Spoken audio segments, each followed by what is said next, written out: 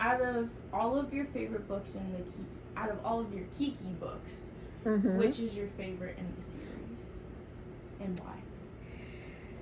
Gosh, that is a really tough question because it's like asking a mother which is her favorite child. Yes.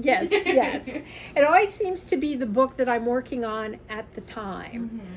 But I'm not working on a Kiki right now. So I think my favorite Kiki is my most recent one, Mask or Raid. And the reason it's my favorite is because I tackled COVID in it. I became a grandmother a year and a half ago, almost 2 years ago. And I kept thinking to myself, how am I going to explain to my grandson, Landon, what COVID was like? And I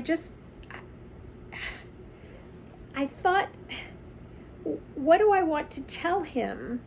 Because I think it's really important to tell each generation about the hardships you've been through. Not because you want sympathy, but because it's a reminder that hard times happen, but people get through them. So I was really thoughtful about including COVID, and I know a lot of authors were communicating with each other online and saying that they weren't going to include COVID. They were too worried about it. So it was difficult, but I'm glad that I did it. Yeah. Do you have a favorite part about Mask or Raid? Spoiler warning. Spoiler warning. Spoiler alert. Spoiler warning. Call it. If you haven't read it, go read it. If you haven't read it, go read it, because otherwise you're going to be out of luck. Not really a spoiler alert, but I always enjoy the funny scenes, and it's odd because I never kind of think to myself, oh, I'm going to write a funny scene. It's just like all the things collide, and there's a scene where Kiki's youngest child climbs up into the Christmas tree because the youngest child gets to put the star on the top of the Christmas tree, and little baby Ty puts the star on, but it's crooked.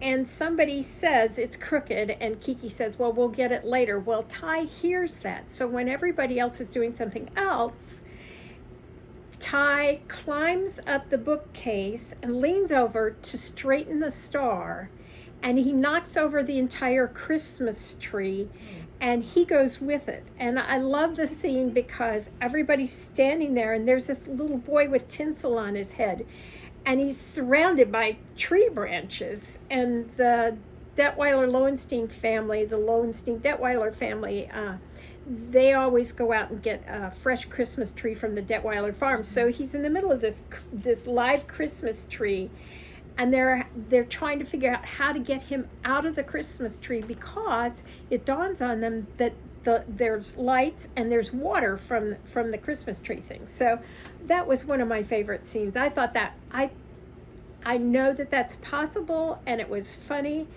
And I like the fact that the whole family was there going, oh my gosh, what do we do?